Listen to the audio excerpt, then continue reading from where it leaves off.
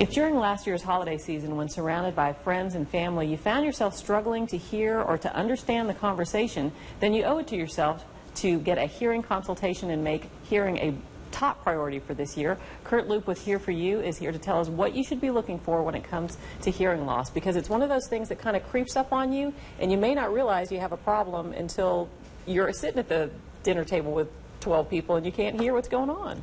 Oh, everyone else at the table knows. And that's one of the big concerns. The number one concern during the holidays is not that the turkey's going to be dry.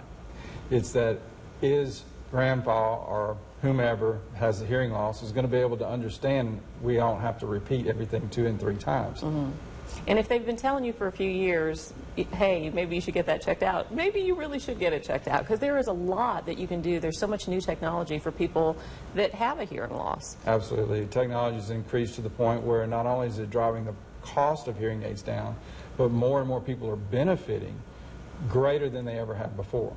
Now, Kurt, for people that say, I can hear okay, it's just when there's a lot of other noise around that I'm having a hard time picking that out, that's also hearing loss, and that is something that you can do something about. That's correct, Mary. You as well as anyone else that has normal hearing, when there's noise in the background above the voice range, we either find ourselves raising our voice above the noise in the background or having difficulty. So, no, you can't whisper when there's noise in the background and still understand. But hearing instruments give that person an advantage because the circuitry can reduce the level of the noise that's in the background and raise the voice, where you and I can't do that on our own. All right. And for people that we're all a little bit vain, we don't want those big bulky things that people are going to notice. Technology has also gotten smaller, and you don't even notice most of the time when people are wearing a hearing aid. The majority of the time now, Mary, most people don't notice that someone, even with your hair length, is wearing a hearing instrument.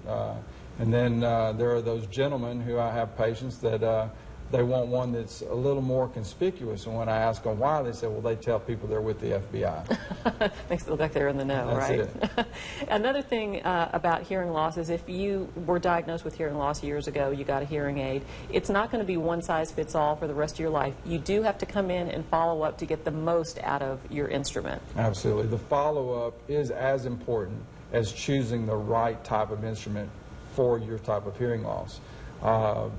The individual may come in and have a need, but if the practitioner cannot just fill that need by pulling something out of the box and putting it on them and raising the volume, the same way that you raise the volume on your television, and it doesn't give you clarity.